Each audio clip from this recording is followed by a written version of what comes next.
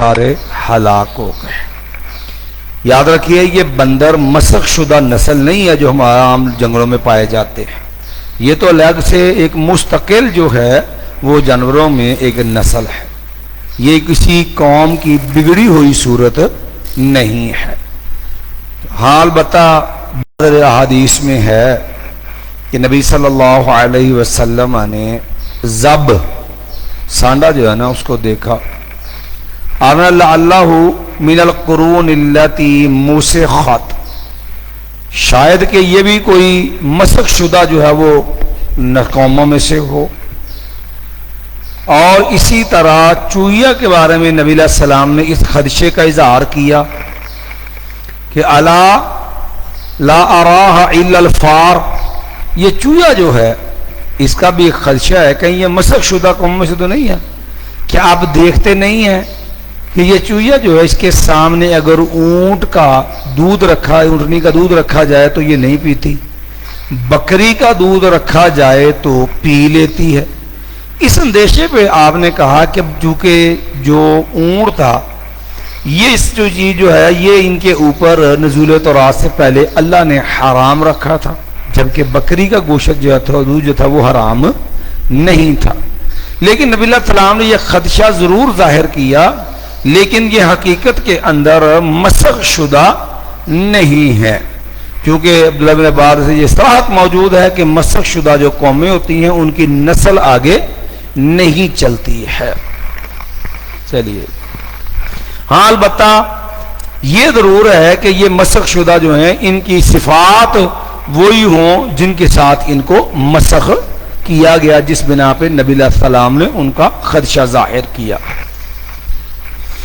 فَجَعَلْنَاهَا نَقَالًا لِمَا بَيْنَ يَدَيْهَا، ہم نے بنا دیا ان کو نقالاً عبرت، لما بین یدیہا ان کے لیے جو ان سے آگے ہیں، یعنی جو ان کے اس وقت جو موجود تھے ان سب کے لیے، وما خلفہا اور جو اس کے پیچھے ہیں، یعنی اس کے بعد آنے والی قومیں نسلیں جو ہیں ان کے لیے ان کو عبرت بنا دیا، وَمَوْعِظَةً لِّلْمُتَّقِينَ اور پر نصیحت ہے پرہیزگاروں کے لیے۔ وَإِذْ قَالَ مُوسَىٰ لِقَوْمِهِ اور اس وقت کو یاد کرو جب موسیٰ علیہ السلام نے کہا لِقَوْمِهِ اپنی قوم کو، إِنَّ اللَّهَ يَأْمُرُكُمْ أَن تَذْبَحُوا بَقَرَةً، بے شک اللہ تعالی وہ تم کو حکم دیتا ہے گائے کو ذبح کرنے کا۔ یہ جو لفظ باقارہ ہے، اس باقارہ میں جو تا ہے اس کو تائے وحدت کہتے ہیں، یہ لفظ بقر سے بنا ہے، اور بقر جو ہے یہ اسم جنس ہے، جیسے ہوتا ہے نا تمر، نمل، ایوہ النمل ادخلوا مساکنکم، او چونٹیو اپنی بلوں میں داخل ہو جاؤ، لفظ النمل تمر۔ اسی طرح یہ لفظ بقر جو ہے یہ جنس ہے، اس میں جنس ہے، اور جو اس میں جنس ہوتا ہے نا اس کا مذکر اور مؤنث کے ساتھ کو تعلق نہیں ہوتا، وہ سب کے لیے ایک جیسا ہی ہوتا ہے۔ تو لہذا اب یہاں بقر سے مراد جو ہے جب یہ اس میں جنس ہے تو یہ بیل تھا یا گائے تھی؟ اب یہاں پر لفظ اس میں جنس سے تو بظاہر یوں معلوم ہوتا ہے کہ دونوں کا احتمال ہے، عین ممکن ہے وہ بیل ہو اور عین ممکن ہے کہ وہ گائے ہو، کیونکہ عام طور پر کھیتی باڑی اور پانی وغیرہ نکالنے کے لیے تو بیل استعمال ہوتے ہیں، جس سے کے پیچھے آ رہا ہے کہ گائے ایسی ہونی چاہیے لا تذلول تثیر الارض ولا تسقی الحرث۔ اب یہ جو اوصاف بیان ہوئے ہیں نا یہ عموماً بیل کے ہوتے ہیں کہ ان کاموں کے لیے بیل استعمال ہوتے ہیں، لیکن ممکن ہے کہ وہاں پر وہ لوگ گائے وغیرہ جو اس کو بھی ان کاموں کے لیے استعمال کر لیتے ہوں۔ تو بہرحال یہ لفظ اس میں جنس ہے جس کے لیے یہ دونوں چیزیں جو ہیں وہ استعمال کی گئی، یہ لفظ دونوں کی گنجائش ہے۔ اب یہاں پر اللہ تعالیٰ نے گائے کو ذبح کرنے کا حکم دیا، چونکہ بنی اسرائیل کے اندر یہ ایک پرابلم بن گئی تھی، مسئلہ بن گیا تھا کہ مصری تہذیب جو ہے وہ ان کے اوپر چھائی ہوئی تھی، ان کی گسالہ پرستی اور ان کی بت پرستی، ان کے بڑے گہرے اثرات تھے ان پر، جیسا کہ ہم نے کل کے سبق کے اندر بھی بیان کیا۔ تو اب اس کے لیے بھی ضروری تھا کہ جس چیز کے جو ہے وہ باطل جراثیم ان میں آ رہے تھے نا، اس کی جو وہ جڑ کاٹی جائے تاکہ یہ نظریہ ختم ہو جائے۔ تو اس نے حکم دیا کہ گائے کو ذبح کر دو۔ حافظ عبدالقادر روپڑی رحمۃ اللہ علیہ ہماری جماعت کے بڑے معروف مناظر گزرے ہیں، ہم نے ان سے آخری زندگی کے لمحات میں ہماری ان کی ملاقات ہوئی ہے، اللہ ان کی مغفرت فرمائے۔ جب وہ فوت ہوئے ماڈل ٹاؤن میں ان کا جنازہ تھا، ان کے جنازے کے موقع پر ایک بزرگ عالم دین نے ان کے حوالے سے یہ بات بیان کی کہ برصغیر پاک و ہند اکٹھا تھا، ہندوؤں کے ساتھ ایک مناظرہ تھا۔ اب جب ہندو کے ساتھ مناظرہ تھا تو اس نے کہا کہ تم مسلمان یہ دعوے دار ہو کہ تمہارا قرآن تمہاری کتاب تبیان لکل شیء ہے، ہر چیز کا بیان ہے۔ میں ایک سوال کرتا ہوں، لیکن شرط یہ ہے کہ میرے سوال کا جواب قرآن سے چاہیے۔ ہاں وہ کافر ہے، اس کا سوال کسی بھی انداز کا ہو سکتا تھا، لیکن میدان مناظرہ ہے، وہاں جو ہے وہ انکار یا وہاں سے جو ہے وہ انحراف یا مشکل ہوتا ہے جواب دینا۔ بہرحال افسر فرمانے لگے، لیکن انہوں نے کہہ دیا بھی ٹھیک ہے کرو اعتراف، لیکن انہوں نے کہنے لگے کہ افسر عبدالقادر سے فرمانے لگے کہ ہمیں پریشانی اندر کھاتے بہت زیادہ تھی کہ یہ تو کافر ہے، اس نے تو بکواس کرتے وقت سوچنا بھی نہیں ہے میں لفظ نکال کے رہا، کوئی بھی کہہ سکتا ہے۔ خیر اس نے ایک سوال کر دیا، اس نے کہا دیکھو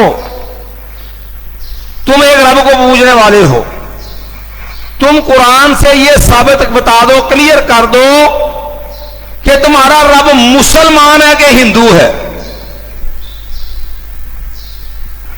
بڑی پریشانی ہوئی کہ اس خبیث نے سوال کیا کر دیا ہے، اب اس کو کیا جواب دیں۔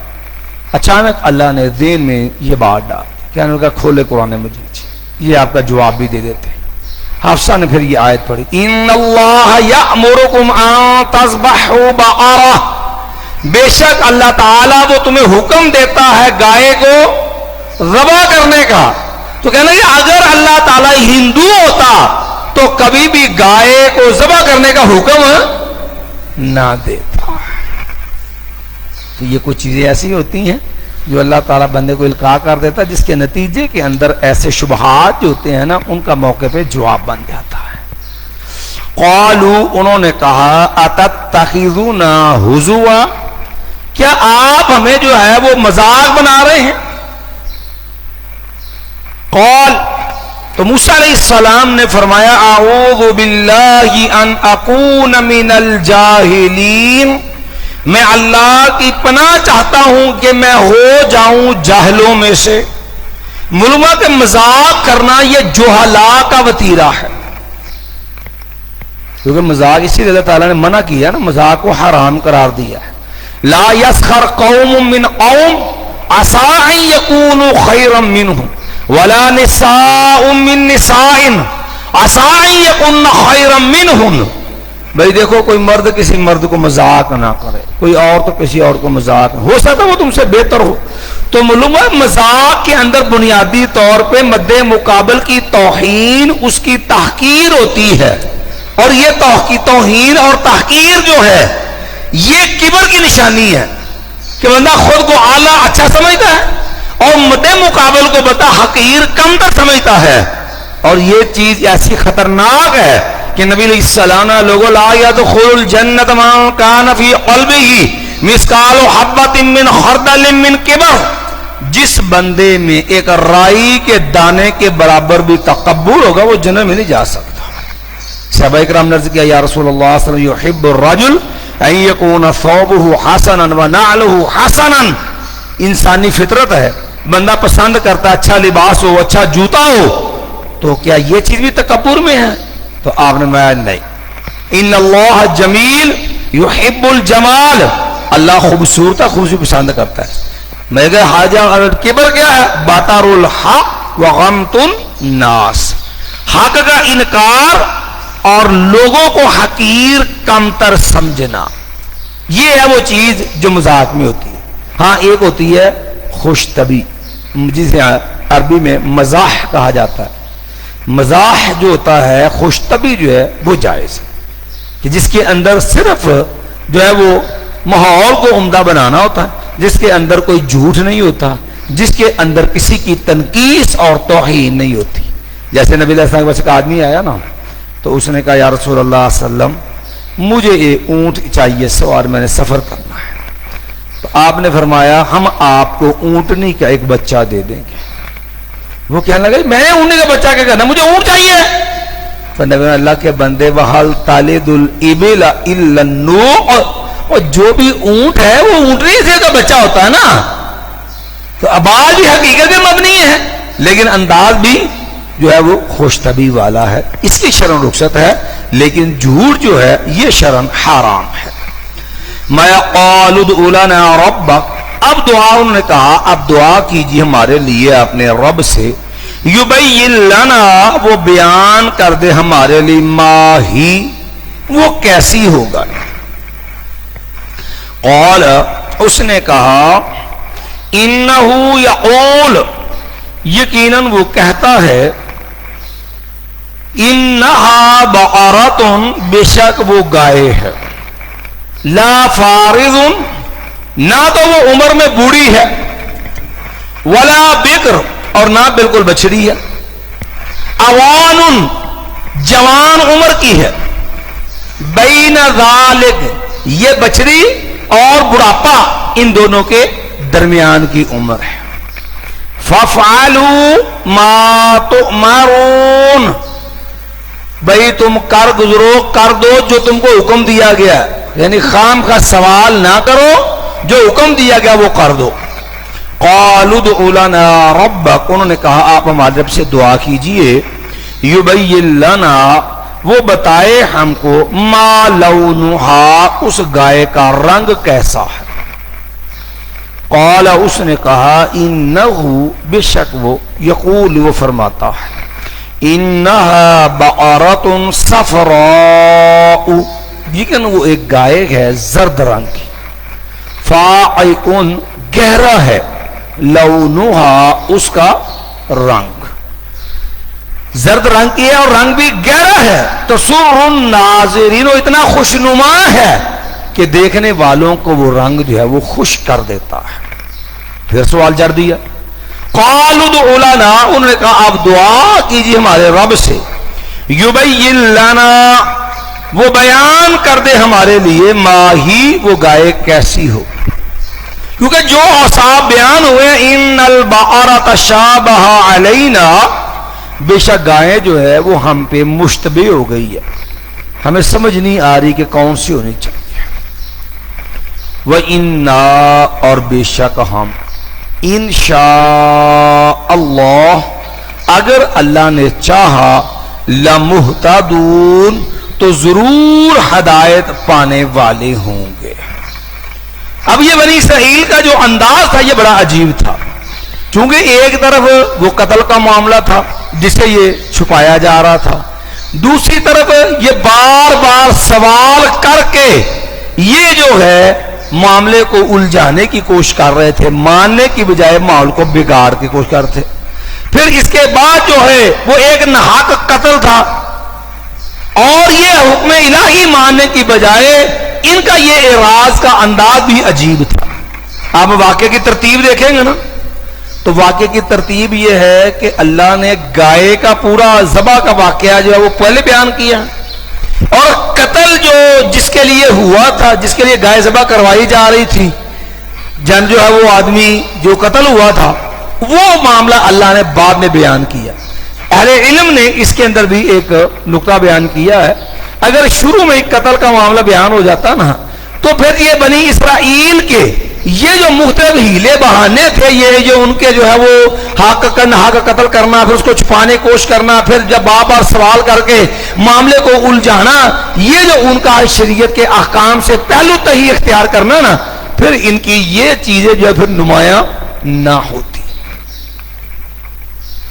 تو جہاں تک معاملہ ہے انہوں نے پھر جا چکے یہ کہہ دیا وَإِنَّا إِن شَاءَ اللَّهُ لَمُهْتَدُونَ۔ یاد رکھیے یہ لفظ انشاء اللہ شریعت کی روح سے یہ مواقع یقین کے اندر بھی آتے ہیں، یہ کوئی شک والا معاملہ نہیں ہوتا ہے۔ اس لیے عقیدے کی کتابوں میں آپ نے ایک بحث پڑھی ہوئی، بڑی اہم بحث عقیدے کی بات ہے، کیا بندہ یہ بات کہہ سکتا انا مؤمن انشاء اللہ؟ سلف صالحین کے ہاں تو یہ بات درست ہے کہ بندہ یہ کہتا انا مؤمن انشاءاللہ، لیکن بعد دیگر گمراہ فرق جو ہیں وہ کہتے ہیں کہ اس کا مطلب اس کو اپنے ایمان میں شک اور تردد ہے، لہذا یہ کہنا جائز نہیں ہے انا مؤمن انشاءاللہ۔ لیکن اس غلطی کی وجہ اصل یہ ہے کہ وہ اس کو صرف جو ہے ان کو جو ہے وہ اسی طرح شک کے معنی میں استعمال کرتے ہیں کہ مشروط ہے کہ پتہ نہیں اس کو پورا یقین بھی ہے یا نہیں ہے۔ لیکن اگر آپ دیکھیں تو جس طرح یہ انشاءاللہ جو ہے مواضع جو ہے وہ شک میں آتا ہے، یہ یقین کے مواقع پر بھی آتا ہے۔ مثال کے طور پر سورہ فتح میں آپ دیکھیے اللہ نے فرمایا جہاں خواب دیکھی نا تو معاملہ بن گیا کہ پھر آپ حدیبیہ پہ صلح کر کے واپس آ گئے، لوگ پریشان ہوئے تو اللہ تعالیٰ نے مایا لا تدخلن المسجد الحرام ان شاء اللہ آمنین محلقین رؤوسکم ومقصرین۔ اب وہاں بھی اللہ لفظ انشاءاللہ استعمال کیا ہے، حالانکہ پیچھے تقید کے لفظ دیکھو کتنے ہیں، لا تدخلن لام بھی تقید کا، نون سکیلا بھی تاکید کے لیے، دوہری تاکید ہے، باوجود دوہری تاکید کے لفظ آگے کیا ہے انشاءاللہ۔ اسی طرح آپ وہ دعا دیکھ لے، قبرستان بندہ داخل ہوتا نا السلام علیکم اہل الدیار، السلام علیکم اہل الدیار من المؤمنین والمسلمین وَإِنَّا إِن شَاءَ اللَّهُ لَلَاحِقُونَ نَسْأَلُ اللَّهَ لَنَا وَلَكُمُ الْعَافِيَةَ۔ تو یہاں پر بھی پہلے جو ہے حالانکہ مو یقینی ہے اور پیچھے انا یقین کے لیے بھی ہر رہا ہے، لیکن لفظ ساتھ انشاءاللہ موجود ہے۔ ہاں البتہ یہ انشاءاللہ جو ہے اگر بندہ جو ہے یہ اللہ پہ یقین اعتماد کے معنی میں ہوتا ہے کہ میں یعنی اپنے توکل کی کہ اظہار کی قصور ہوتی ہے انشاءاللہ، اس لیے اپنی کلام میں اس کا التزام ہونا چاہیے۔ جیسے رسول اللہ صلی اللہ علیہ وسلم اس کی برکات بیان کی نا کہ آپ نے فرمایا کہ سلیمان علیہ السلام نے کہا تھا کہ میں آج اپنی تمام بیویوں کے پاس جاؤں گا، ہر ایک سے اللہ ایک بیٹا دے گا، میرے گھر سے جو ہے وہ مجاہدین کی ایک جماعت تیار ہوگی، لیکن انشاءاللہ کہنا بلا دیے گئے۔ نبی علیہ السلام اگر انشاءاللہ کہہ دیتے نا تو سب کی سب بیویاں جو ہے ان سے اللہ جو ہے وہ بیٹے عطا کر دیتا۔ خود نبی علیہ السلام پہ کچھ دن وہی نہیں آئی تو اللہ نے اسپیشل یہ تعلیم دی وَلَا تَقُولَنَّ لِشَيْءٍ إِنِّي فَاعِلٌ ذَلِكَ غَدًا إِلَّا أَن يَشَاءَ اللَّهُ کہ میرے پیغمبر علیہ السلام کبھی بھی یہ نہ کہیے کہ میں کل یہ کام کروں گا، بلکہ یہ کہ اگر اللہ نے چاہا تو۔ نبی علیہ السلام کو مخاطب کر کے امت کو تعلیم یہ ہے، تو اس لیے جو ہے اس چیز یہ مواقع یقین کے اندر ہوتا ہے اور یہ اللہ پہ توکل اور اعتماد کی جو ہے کہ اظہار کا ایک انداز ہے جس کا التزام اہتمام بہرحال ہونا چاہیے۔ چلیے قال انه یقول، اس نے کہا یقیناً وہ کہتا ہے انہا بقرۃ، یقیناً وہ ایک گائے ہے، لا ذلول، نہ تو جوتی ہوئی ہے، تثیر الارض، جو پھاڑتی ہو زمین کو، نہ تو اس نے زمین میں ہل چلایا ہے، ولا تسقی الحرث، اور نہ اس نے پانی پلایا ہے کھیتی کو، نہ وہ راہر کے کام لگائی ہے، نہ اس کو جو ہے وہ فصل کے اندر ہل کے لیے استعمال کیا گیا ہے، مسلمات، صحیح سالم ہے، لا شیعۃ فیہا، نہیں ہے کسی قسم کا کوئی نشان فیہا، اس میں بے داغ ہے۔ قالوا الآن، انہوں نے کہا اب، جئتا، آپ لائے ہیں، بالحق، حق بات کو، فذبحوها، پس انہوں نے ذبح کر دیا اس کو، وما کادوا یفعلون، اور نہیں تھے وہ قریب کہ وہ کرتے۔ جس طرح جو ہے سوال پہ سوال خام خواہ جو بات کو الجھا رہے تھے، بظاہر ان کا انداز جو تھا وہ کام کو انجام دینے والا نہیں تھا۔ وَإِذْ قَتَلْتُمْ، اور لوگوں اس وقت کو یاد کو، قتلتم، جب تم نے قتل کر دیا، نفساً، ایک جان کو، فَدَّارَعْتُمْ فِيهَا، پس تم نے جھگڑا کیا اس میں۔ قرآن مجید کے جو سیغے مشکل ہے نا، ان سیغ میں سے ایک سیغہ یہ فَدَّارَعْتُمْ بھی ہے، یہ اصل میں باب تفاعل ہے۔ یہ فَدَّارَعْتُمْ جو ہے اصل میں تَدَارَعْتُمْ تھا، یہ فَدَّارَعْتُمْ جو ہے یہ تَدَارَعْتُمْ تھا، تَدَارَعَ یتا دارع سے ہے۔ اور یہ قاعدہ آپ نے پڑھا ہوگا کہ باب تفاعل، باب افتعال جو ہے اس کے فا کلمہ اگر دال زال زا آ جائے تو باب افتعال جو ہوتا ہے اس کی تا جو ہوتی ہے اس کو فا کا ہم جنس کر دیتے ہیں اور پھر اس کو ادغام کر دیں۔ تداراتم تھا تو تا کو بھی کیا کر دیا، دال بنا دیا، پھر دال کو دال میں ادغام کر دیا۔ اب پہلا حرف مشدد ہو گیا، اور اس کا پہلا مشدد کا پہلا آپ کو پتا پہلا ساکن ہوتا ہے، دوسرا متحرک ہوتا ہے جہاں بھی ہم حرف کو ادغام کرتے ہیں۔ تو ایسی صورت کے اندر ابتدا میں ساکن پڑھا ہی نہیں جاتا، تو اس لیے عین کلمے کی حرکت کے مطابق شروع میں حمزہ وصل جو ہے وہ مقصور لے آئے، تو بن گیا ادارعتم۔ تو اب جو فا جو ہے وہ اس کے ساتھ ملنے میں حمزہ وصلی گر گیا تو بن گیا فدارعتم، تم نے جھگڑا کیا، فیہا اس میں، واللہ اور اللہ تعالی، مخرج نکالنے والا ہے، ما کنتم اس چیز کو جو ہو تم، تکتمون تم چھپاتے ہو۔ فَقُلْنَا اضْرِبُوهُ بِبَعْضِهَا، فَقُلْنَا پس ہم نے کہا، اضْرِبُوهُ تم جو ہے مارو اس کو، بِبَعْضِهَا اس کا کچھ حصہ۔ مایا اب وہ گائے کا ٹکڑا لگایا گیا اس کو، وہ کون سا ہے؟ نہ اللہ نے اس کی وضاحت کی ہے، نہ رسول اللہ صلی اللہ علیہ وسلم وضاحت کی، وہ حصہ گوشت کا کون سا تھا، جسم کے کس حصے کو کہا گیا کہ اس کو لگاؤ، شرع ہے کہ وہ گائے ذبح کی اس کا ایک ٹکڑا ہے۔ اگر یہ چیز جو ہے ہمارے کسی عقید ایمان سے متعلقہ ہوتی، اللہ اس کی ضرور جو ہے وضاحت کر دیتا۔ اس لیے ایسی چیزوں کے اندر خام خواہ تباہ آزمائی کرنا یا اسرائیلیات کی بنیاد پر اس کے اندر جو ہے اس کی تفسیر کرنے کی کوشش کرنا، یہ مستحسن چیز نہیں ہے۔ کذالک اسی طرح، یحیی اللہ الموتى اللہ تعالی زندہ کرتا ہے مردوں کو۔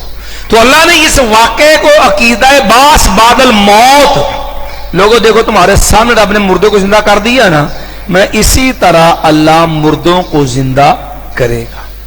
اور یہ عقیدہ اس صورت کے اندر اللہ نے 5 مختلف طریقوں سے یہ عقیدہ دہرایا واقعات کی صورت میں، کہیں تو لفظوں میں دہرایا، جیسے فرمایا ایک تو یہی موقع جہاں آپ جو ابھی پڑھ کے ہٹے ہیں، اس طرح فرمایا ما خلقکم ولا بعثکم الا کنفس واحدہ، کہ تمہیں زندہ کرنا اور تمہیں جو ہے وہ اٹھانا، پیدا کرنا اٹھانا، یہ ایسے ہی ہے جیسے ایک جان کو پیدا کرنا اٹھانا ہوتا ہے۔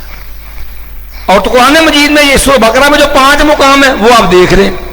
نمبر 1 شروع ہونے بعد کا جو ہے ثم بعثناکم من بعد موتکم، یہ بنی اسرائیل کے آدمی تھے نا، موت سے بھاگے تھے، تو اللہ اگر ہم نے تم کو زندہ کر دیا تمہارے مردہ ہونے کے بعد۔ پھر اسی طرح دوسرا تھا جو ہے جس کے اندر وہ واقعہ تھا یہ کہ ایک تو یہ مقتول والا واقعہ 2 ہو گئے، تیسرا کا جو ہے الم تر الذین خرجوا من دیارہم ولوحا خالموت ثم احیاہم، وہ اللہ نے جو ہزاروں بندے بنی اسرائیل کے بھاگے جب موت کے ڈر سے، تو اللہ نے سب کو مار دیا پھر ان کو زندہ کیا۔ پھر وہ ایک واقعہ جسے عزیر علیہ السلام کے حوالے سے ذکر ہوا ہے کہ ہاں معروف روایت یہ ہے کہ وہ شاید علم تر الذی او کالذی مر علی قریۃ وہی خاویۃ علی عروشها انا یحیی هذه اللہ بعد موتها. اسی طرح پانچواں موقع جو ابراہیم علیہ السلام نے کہا یا اللہ کیف تحیی الموتى، یا اللہ تو مردوں کا زندہ کرتا. قال اولم تؤمن قال بلا ولکن لیطمئن قلبی.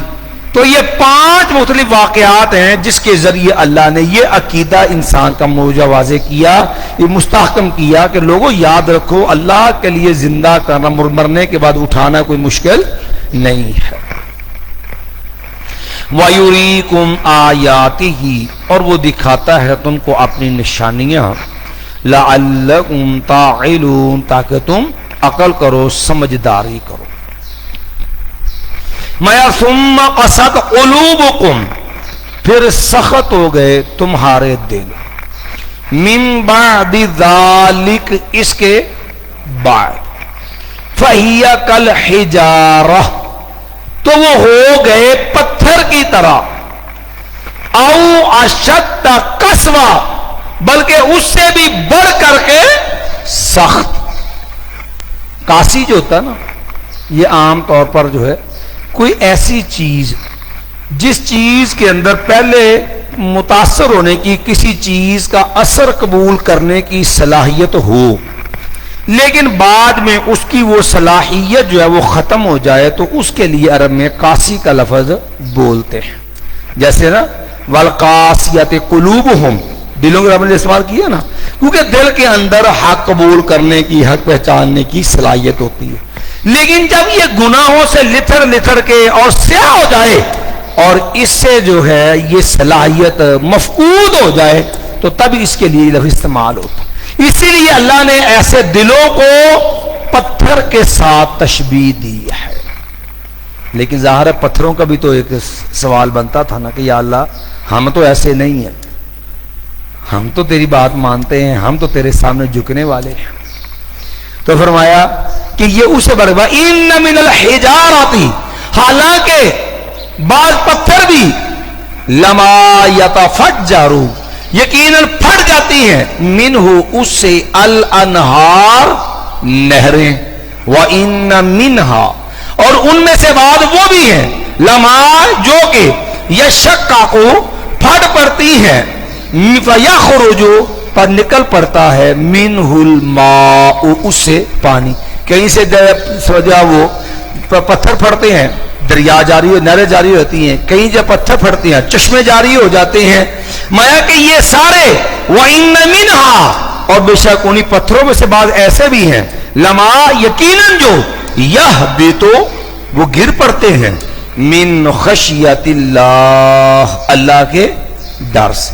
تو پتھروں کا اللہ کے ڈر سے جو ہے پھٹنا، ان میں نہریں جاری ہونا، اللہ کے ڈر سے ان سے پھٹنا، ان سے چشمے جاری ہونا، اسی طرح ان کا جو گر پڑنا، یہ جو ہے وہ ان کے خشیت الہی کی دلیل ہے کہ ان کے اندر اللہ کا ڈر ہے. اب یہاں پر 2 باتیں ہیں جو سمجھنے کا. نمبر 1 کہ یہ چیزیں بظاہر جو ہے ایسی ہیں جن کے اندر حس نہیں ہوتی، تو اب ان کے اندر شریعت ہمیں یہ عقیدہ دیتی ہے کہ اگرچہ ظاہری طور پہ پتھروں میں زندگی حیات کا تصور نہیں ہے، لیکن رب نے ان کے اندر بھی اپنی معرفت اور احساس، معرفت اور پہچان رکھی ہے، اور ان کے اندر بھی رب کے خوف اور ڈر کا جب عنصر ہوتا ہے.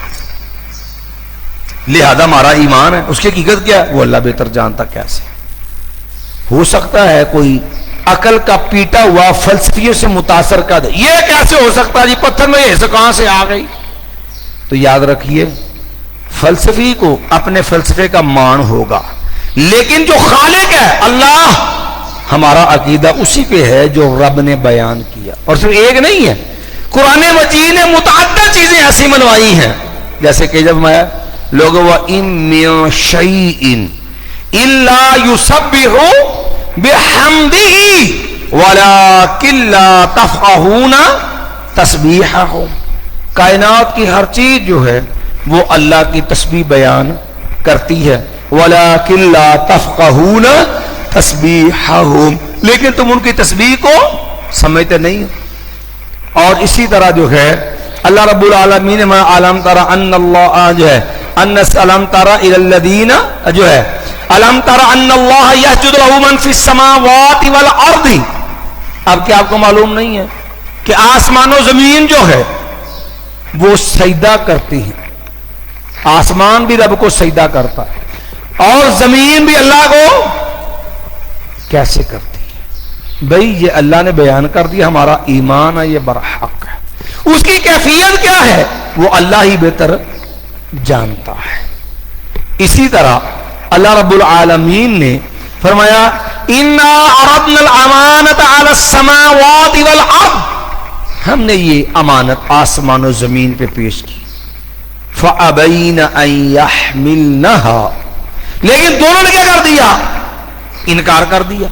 تو یہ آیات اس بات کی بین دلیل ہے کہ کائنات کی چیزوں میں رب نے اپنی معرفت، حس اور یہ احساس رکھا اپنی پہچان کا، لیکن اسی کیفیت سے اللہ جان۔ اور احادیث سے بھی یہ عقیدہ واضح، جیسے رسول اللہ صلی اللہ علیہ وسلم، یہاں تو پتھر ہے نا، نبی علیہ السلام اود پہاڑ پہ جاتے نا تو آرما ھذا جبل یحبنا ونحبہ، یہ اود پہاڑ ہے، ہم اس سے محبت کرتے ہیں اور یہ ہم سے محبت کرتا ہے۔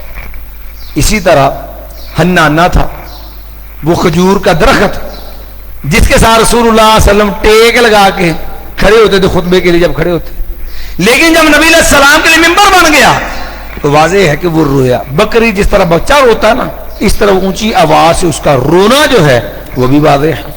تو یہ چیزیں اس بات کی دلیل ہیں کہ یہ پتھر، یہ لکڑی، یہ چیزیں جو ہے اس کے معنی میں قد عالمہ، کل قد عالمہ صلاتہ، تسبیح و صلاتہ، کہ اللہ ان کی تسبیح بھی جانتا ہے، ان کی نماز بھی جانتا ہے۔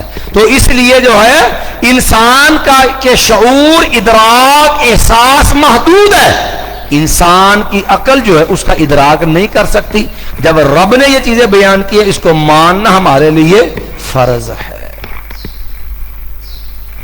دوسری بات جو یہاں سمجھنے والی ہے، اللہ نے ان کو تشبیہ دیا پتھروں سے، لفظ بولا اشد قسوہ، حالانکہ یہ باب ہے قسا یقسو، اور جن بابوں سے اسم تفضیل جو ہے نہیں آتی وہ صرف دو طرح کے باب ہوتے ہیں، جو رنگ کا معنی دے، جیسے اسود ہے، احمر ہے، ابیض ہے، ٹھیک ہے جی، جو رنگ کے باب ہوتے ہیں یا جو عیب کے باب ہوتے ہیں، مثلا امی یا یعما، اندھا ہونا، ٹھیک ہے جی، اسی طرح جو ہے باقامہ یبکم یکبکم، گنگا ہونا، اس قسم کے باب جو عیب کے، ان سے اسم تفضیل کا جو وزن ہوتا ہے نا، افعال، وہ صفت مشبہ کے لیے استعمال ہوتا ہے۔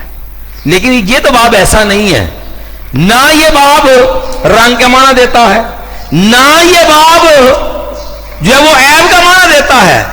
تو اگر ہم گرامر کا قاعدہ دیکھیں تو اس کا تقاضا بنتا ہے، کہنا چاہیے تھا او اقصا، اسم تفضیل یا اس سے بھی زیادہ سخت ہے، لیکن اللہ نے ان کے دلوں کی سختی کو بھرپور جو ہے واضح کرنے کے لیے کہ بہت زیادہ سخت ہو گئے، اس میں مبالغہ اور اس میں کثرت بیان کرنے کے لیے اس کا مصدر جو ہے وہ اشدوں کے ساتھ بیان کیا ہے، ان کی سختی کی کثرت جو ہے وہ بیان کرنے کے لیے کہ سختی میں بھی پتھر سے بھی بڑھ کر کے ہے۔ بات سمجھ آ گئی ہے؟ تیسری چیز جو یہاں پر ہے، اب دیکھو اللہ نے ان کو پتھروں تشبیہ دی، لیکن ساتھ یہ بھی بتا دیا اور پتھر تو پھر بھی رب کا ڈر رکھتے ہیں، ان کو رب کا ڈر بھی نہیں ہے۔ بے عین ہی یہ وہی انداز ہے جیسے اللہ تعالیٰ نے جہنمیوں کے لیے بیان کیا، لہم قلوب لا یفقہون بہا ولہم آذان لا یسمعون بہا واعین لا یبصرون بہا اولئک کالانعام بل ہم، یہ جانوروں کی طرح ہیں، اور جانور تو پھر بھی اپنے مالک کی آواز پہ جو ہے وہ کھڑا ہو جاتا ہے، اچل پڑتا ہے، رک جاتا ہے۔ یہ تو جانور سے بدتر ہے، ان کو اپنے مالک کی پہچان بھی نہیں، مالک کا حکم مانتے بھی نہیں ہے۔ مایا وَمَا اللَّهُ بِغَافِلٍ عَمَّا تَعْمَلُونَ، اور نہیں اللہ تعالیٰ، ہرگز نہیں اللہ تعالیٰ بے خبر.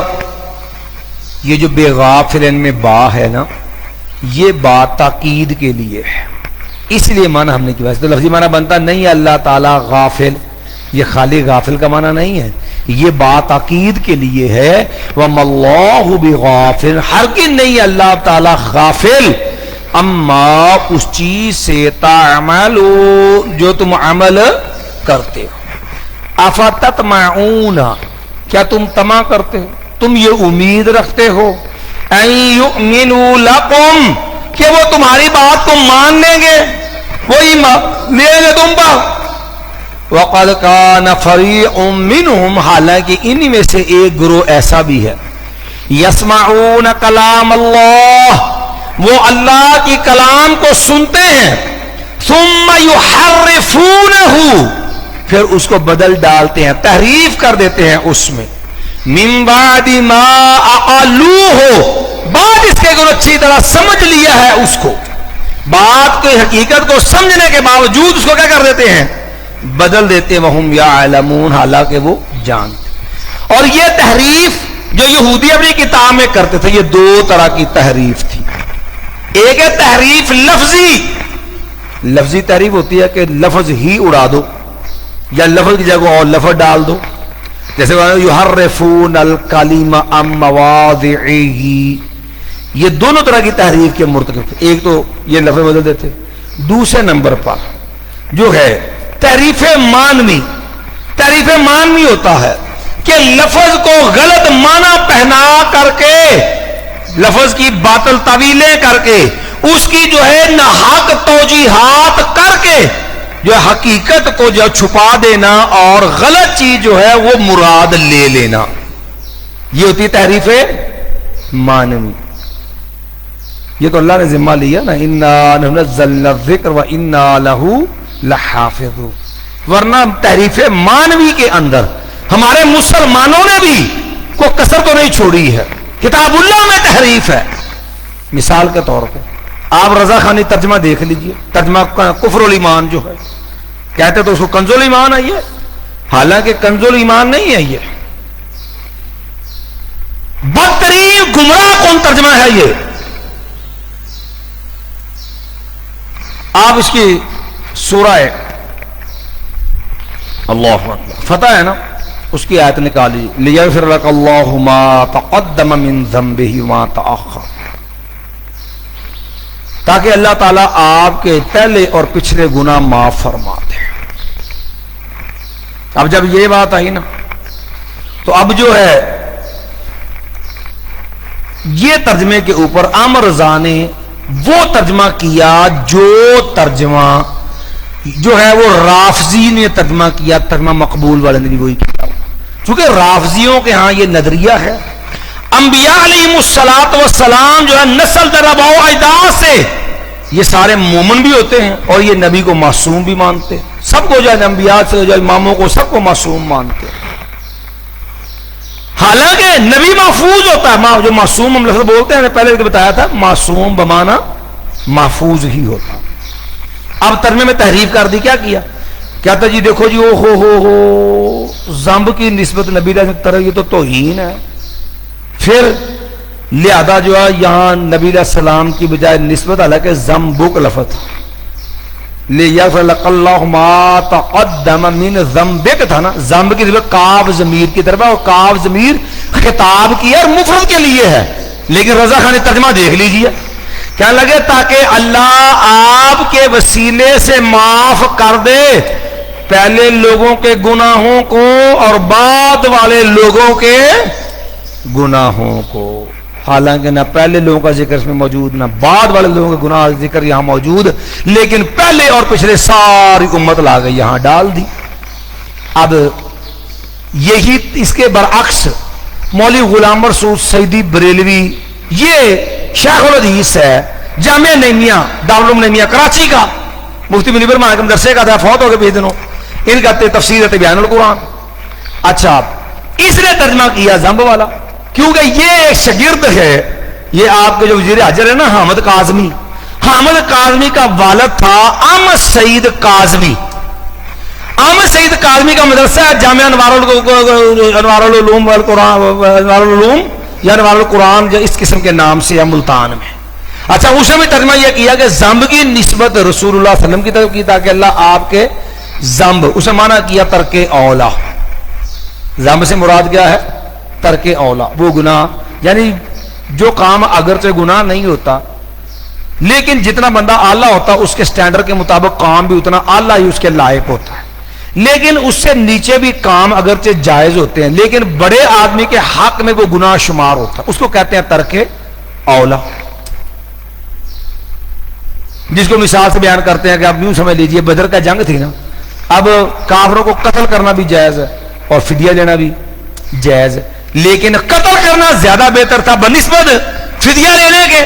تو قتل کی بجائے فدیہ لینا جو ہے یہ اولا نہیں تھا. اولا کیا تھا؟ قتل کرنا. تو یہ معنی ترک اولا ہمارے حدیث بھی اقرار کر دیتے ہیں. اب مسئلہ بن گیا، اس نے کر دیا ذنب کی نسبت احمد سعید کاظمی نے نبی علیہ السلام کی. اب یہ بھی بریلی یہ بھی بریلی بھی.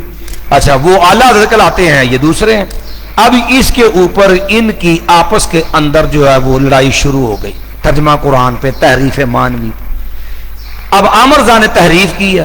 عامر رضا کی تحریف کو جو ہے وہ کھولنے کے لیے کہ عامر رضا نے غلط کیا ہے، مولوی غلام رسول سیدی بریلوی نے اس پہ بھرپور جو ہے وہ پھر کھولا ہے سارے صفحات. عامر رضا کے فتاوی رضویہ سے جو ترجمہ دوسری جگہ پہ اس نے ذنب کی نسبت رسول اللہ صلی اللہ علیہ وسلم کی طرف کی ہے، وہ سارے حوالے فتاوی رضویہ کے بھی اس نے وہاں جمع کر دیے کہ عامر رضا نے یہاں ترجمہ غلط کیا ہوا ہے. پھر عامر رضا کے باپ نے سورہ الم نشرہ کی تفسیر کی. عامر رضا کا باپ نقی علی اس کا ترجمہ بھی جو عامر رضا کے خلاف تھا وہ بھی جمع کر دیا. نعیم الدین مراد آبادی نے ترجمہ جو کیا وہ بھی جو عامر رضا کے خلاف ہے وہ بھی جمع کر دیا. عامر یار نعیمی نے بھی ذنب کی نسبت نبی اللہ طرف وہ بھی جمع کر دیا. فیض احمد اویسی بریلوی نے ترجمہ کیا وہ بھی جو ہے ذنب کی نسبت رسول اللہ کی طرف کی، اس نے وہ بھی وہ جمع کر دیا. اس نے 8 گرکھے بریلوی مولوی جو تھے نا کھنگ قسم کے، ان کے ترجمے اٹھا کے عامر رضا کے خلاف جمع کر دی. عامر رضا کا اپنا ترجمہ جو دوسری جگہ اس کے برعکس تھا وہ بھی لا کے جمع کر کے ثابت کر کے عامر رضا کا ترجمہ غلط ہے. انہوں نے اوپر اس کے خلاف کتاب لکھ دی کہ یہ سیدی مولوی سارے شیطان گمراہ اور جناب یہ گستاخ فلان ترک اولا کے دیتا جائے نام پہ پوری اتنی موٹی کتاب لکھ دی سیدی مولویوں کے خلاف، یہ سارے شیطان گمراہ ہیں. خارجیوں کا یہ نقصان ہوتا نا، وہ کہتے ہو تم کافر ہو، کہتا نہیں تم کافر ہو، کہتا نہیں دونوں ہی کافر ہو. پہلے فیصلہ کر لو مومن کون ہے کون کس کو کہتا ہے. تو اس بات پہ یہ تحریف مانوی پہ پھر ان کا اتنا پھڈا بنا، کتابیں دی دوسرے کے خلاف، ترجمے لکھے اور ترجمے کے دفاع کے اندر یہ سارا کچھ کیا. حالانکہ کیا عامر رضا نے تحریف ہی ہے سیدھی سیدھی، کوئی شک نہیں. اس میں بڑی تفصیلی بیان ہے تفسیر بیان القرآن کے اندر، آپ وہاں جا کے اس کو دیکھ سکتے ہیں. تفسیر بیان القرآن کے اندر پورا انہوں نے زور لگایا. اس طرح واستغفر ذنبک وللمؤمنین، ذنب کی روا بھی نبی علیہ السلام کی طرف ہے. تو یہ ترجمہ میں بھی ڈنڈی مارتے ہیں، حدیث میں بھی ڈنڈی مار جاتے ہیں. اب دیکھیں آپ اس کی تحریم مانوی ایک اور دیکھ لیں. سورۃ الانعام میں چلے جائیں آپ. سورۃ الانعام اذ قال ابراہیم لابیہ آزر اتتخذ اصناما آلہہ، قرآن کا اذ قال ابراہیم لابیہ آزر. اب ابر میں کیسے آتے ہیں باپ کو. اب قرآن کہتا ہے کہ آزر کیا تھا؟ باپ تھا. اب رافضیوں کا تو عقیدہ کہ نبی کا باپ کافر نہیں ہو سکتا، اہل السنہ والجماعہ کا یہ عقیدہ ہی نہیں ہے. لیکن سیاسی مسئلہ ہے البتہ، یہ مسئلہ سیاسی ضرور ہے. سیاسی کس لیے یہ کہہ رہا ہوں کہ چونکہ یہ بریلوی خود مانتے ہیں ان چیزوں کو. والدین رسول کے معاملے کے اندر ملا علی قاری نے پورے جو ہے وہ رسائل 3 لکھے ہیں کہ نبی علیہ السلام کے والدین جو تھے ان کا معاملہ اسلام پہ نہیں ہوا خاتمہ. یہ بھی ایک بڑا اہم مسئلہ ہے. لیکن بریلوی سیاسی طور پہ صرف لوگوں کو کفر کے فتوے لگانے کے لیے کہہ دیتے ہیں دیکھو جی یہ نبی کے والدین کو کافر کہتے ہیں. حالانکہ عامر رضا نے بھی 3 موقف نقل کیے ہیں. ٹھیک ہے. تو اب اپنے اس سیاسی کے طور پہ لوگوں کو کافر قرار دینے، گستاخ قرار دینے کے لیے کہتے ہیں جی یہاں آذر سے مراد باپ نہیں چاچا ہے. وہ بھی دلیل کہتے دیکھیں جی اب کا لفظ چاچے پر بھی بولا جاتا ہے. کون ان بیوقوفوں کو سمجھائے؟ اور بیوقوف آدمیوں، ایک ہوتا ہے لفظ کا حقیقی معنی، ایک ہوتا ہے مجازی معنی.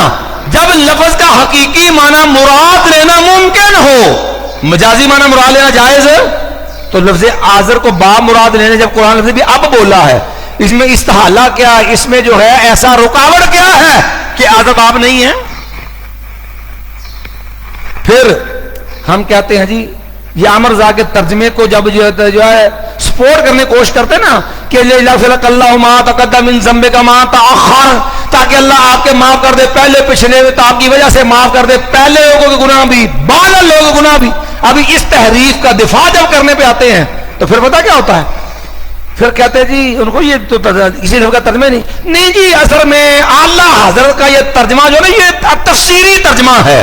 یہ کیا ہے؟ تفسیری ترجمہ ہے. بھئی اگر یہ ترجمہ تفسیری ہے تو نعیم الدین مراد آبادی کی تفسیر کیوں لگائی ہے اس کے اوپر؟ اگر یہ ترجمہ تفسیری ہے تو اس کو مزید تفسیر کی ضرورت پھر کیا تھی؟ چلو ترجمہ تفسیری ہے، چلو اسی پہ آ جاؤ. اب 700 انعام نکال لیجئے، ترجمہ دے اذ قال ابراہیم لابیہ آزر، جب علیہ السلام نے اپنے باپ آزر کو کہا، باپ آزر کو کہا. اب یہ ترجمہ عامر ذا نے یہاں ابی کا ترجمہ باپ کیا، لیکن چونکہ اندر رافضیت گڑھی ہوتی ہے.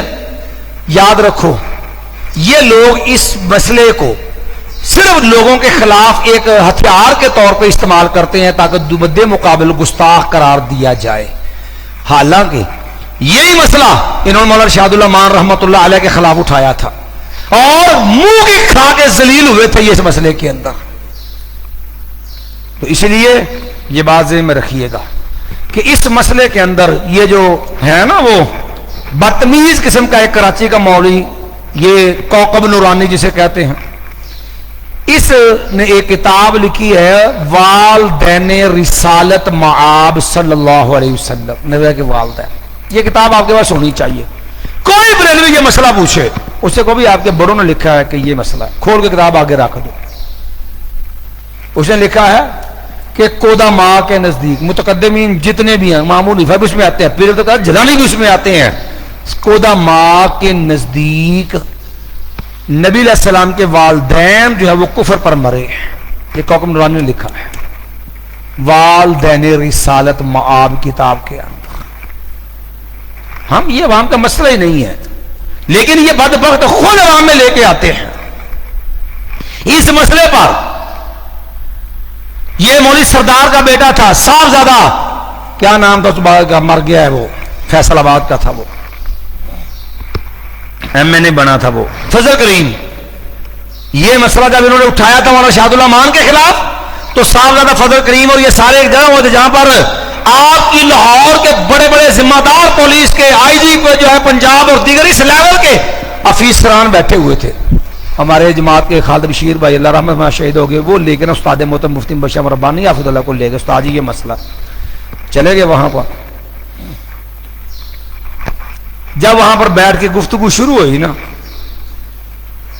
تو استاد محترم نے پھر حوالے پیش کیے. ملا علی قاری نے 3 رسالے لکھے، آج بھی طبع ملا علی قاری کے رسائل دوبارہ چھپ گئے ہیں، اس میں وہ تینوں رسائل موجود ہیں.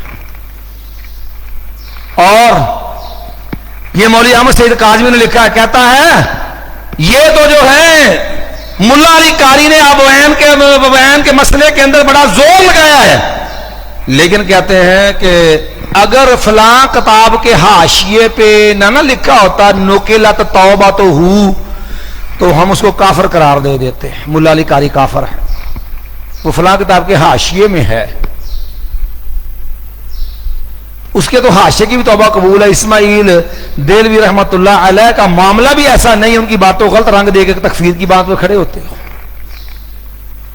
سادہ محترم نے پھر کہا کہ اب آپ آئیے پھر کتابوں پہ. آپ کا دورہ حدیث ہی پورا نہیں ہوتا جب تک آپ کو سیاستہ کے منتخب بواب نہیں پڑھاتے.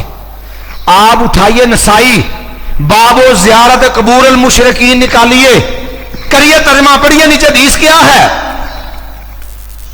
نیچے حدیث پتا کیا, رسول اللہ صلی اللہ علیہ وسلم نے فرمایا استاذنت ربی ان استغفر لامی, میں نے رب سے اجازت طلب کی, اللہ میں اپنی والدہ کے بخشش کی دعا کرنا چاہتا, فلم یوزل لی, مجھے اجازت نہیں ملی. واستاذنت ربی ان ازور قبرہا, میں نے والدہ کی قبر کی زیارت کی اجازت مانگی, اللہ نے دے دی. باب اوپر کیا ہے, باب زیارت قبور المشرکین. استاد محترم نے کہا فضل کریم صاحب آپ بتلائیے امام نسائی کو ہم مومن مانتے ہیں کہ کافر مانتے ہیں؟ امام نسائی کی نسائی پڑھ کے دورے میں آپ عالم بنتے ہیں. اس حدیث کے اوپر محدث تبویب بھی نکال دیجیے. اب فضل کریم جو ہے وہ فضل کی بجائے فضول ہو گیا. فضول اس لیے ہو گیا, او نہیں جی بات تو ٹھیک ہے, یہ علمی ابحاث ہیں اس لیے اس کو عوام میں نہیں لانا چاہیے. استاد محترم کا لایا کون ہے؟ ہم تو کہتے یہ ہیں کہ بھئی وہ نبی علیہ السلام سے پہلے جو ہے وہ چلے گئے, آپ نے اعلان نبوت بھی نہیں کیا تھا, ان کا معاملہ رب کی سپرد ہے. معاملہ تو تم نے وہاں میں لے کے آئے. بندے کو اپنے ہواری کو چھری دے کر کے مولا ارشاد اللہ مان پہ حملہ کرنے کے لیے بھیجا کس نے تھا؟ ہم نے بھیجا کہ تم نے بھیجا تھا؟ ان مسائل کو الجھا کے لوگوں پہ علماء پہ حملے کس نے کروائے ہیں؟ یہ گستاخانہ رنگ دے کر کے علماء کے قتل پہ لوگوں کو ابھارتا کون ہے؟ اب جب بات آئی علمی میدان میں, اب آپ کو یاد آ گیا کہ یہ علمی مسئلہ ہے, عوام میں نہیں آنا چاہیے. پہلے سوئے تھے, اس سے مرتا مر گیا, حرام کبھی یہ سامنے آئے ہو میدان کے اندر اس معاملے میں. تو خلاصہ کلام یہ ہے کہ یہ مرزا نے تحریف کی ہے اس مسئلے کے اندر, اور یہ مسئلہ عوام کا نہیں ہے. نبی علیہ السلام کے ادب احترام کا تقاضا یہ ہے کہ بھئی نبی علیہ پہلے فوت ہو گئے. عقیدے معاملہ واضح ہے کہ نبی علیہ کے والدین کا معاملہ جو ہے واضح احادیث ہے اس معاملے کے اندر, لیکن عوام کے اندر لا علمی جہالت ہوتی ہے. عوام کا یہ مسئلہ نہیں ہوتا. بھئی عوام کو سادہ یہی کو بھی نبی علیہ السلام کے نبوت سے پہلے وہ دنیا سے چلے گئے تھے. اسی لیے وہ روایات موضوع ہیں, خود مولرکاری نے واضح کیا ہے مجھے میرے جو ہے موضوعات کبیر کے اندر, کہ جس میں ہے کہ نبی علیہ السلام کے والدین کو زندہ کر کے ان کو کلمہ پڑھایا گیا ہے. وہ روایات موضوع ہیں, حدیث میں بھی تحریف کرتے ہیں. تو اس لیے یہ بات ملحوظ رہے کہ ہم جو ہے یہ عوام کا مسئلہ نہیں ہے, نہ عوام میں اس کو ڈسکس کرنا چاہیے. ہاں دلیل کے روح سے یہ معاملہ اسی طرح ہے. اسی طرح ایک اور معاملہ دیکھ لیجیے, حدیثوں میں بھی یہ تحریف کرتے ہیں. ایک طرف یہ زانی ہے, حلالے کے نام پہ لوگوں کی عزتوں کو پامال کرتے ہیں. نبی نے صاف کہا الا اخبرکم بالتیس المستعار, ادھار مانگا سانڈ. امیر المومنین صحیح عمر کہتے ہیں لا اوتی بمحلل ولا محلل الا رجمتہما, رجم کر دوں گا. اب ان کی رال ٹپک جاتی ہے جب کسی عورت کو 3 طلاقیں ہو جاتی ہیں. اپنے گھر کا مسئلہ آئے تو ہے جسے فتویٰ لینے آ جاتے ہیں, مقدی پھنس جاتے ہیں, اس کے لیے جو ہے وہ ڈانگ کھڑی کر لیتے ہیں. یہ حقیقت ہے. اب کہتے جی ٹھیک ہے لعنت کی ہے اللہ کے نبی علیہ السلام نے, حلالے پہ لعنت تو ہے, بڑی تو لال ہو جاتی ہے نا, ہے تو حلالے پہ لعنت, لیکن دیکھیں وہ عورت حلال تو ہو جاتی ہے نا. اب بندہ پوچھے بھئی جب جس کام پہ لعنت ہو وہ کام تو منعقد ہی نہیں ہوتا, شرن واقعہ جو اس کو تو وہ تو شرن جو ہے وہ وقوع پذیر نہیں شمار ہوتا. اب کیا کیا, اب تحریف مانوی کا ایک رنگ دیکھنا.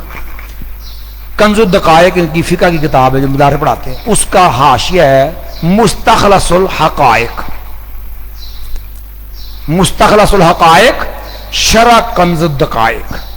اس کے اوپر کیا لکھا, کہنے لگے کہ لعن اللہ المحلل والمحلل لہ, حلالہ کرنے والے پر بھی لعنت, اور جس بے غیرت کے لیے اللہ کیا اس پر بھی لعنت. یہ جو میں ترجمہ کیا نا, یہ ترجمہ جو ہے بریلوی عالم ہے پیر کرم شاہ بریلوی, اس نے یہ ترجمہ کیا, حلالہ کرنے والے پر بھی لعنت اور جس بے غیرت کے لیے اللہ کے اس پر بھی لعنت. اللہ. اب وہ وہاں پر تحریف کر کہنے لگے کہ اللہ کے نبی علیہ السلام نے لعنت کی, اللہ المراد باللعنت الرحمہ, ہو سکتا ہے کہ نبی علیہ السلام نے لفظ تو لعنت کا بولا ہو، مراد حلالہ کرنے والے کے لیے رحمت کی دعا ہو. کی تو لعنت ہے، ہو سکتا ہے رحمت کی. کل کوئی شرابی بھی آ جائے گا کہ نبی علیہ السلام نے شراب پینے پہ رحمت کیا ہے. کیوں؟ نبی علیہ السلام نے شراب کی وجہ سے 10 بندوں پہ لعنت کی ہے. تو کہیں گے ہو سکتا ہے لعنت کی ہو، مراد رحمت کی دعا ہی ہو.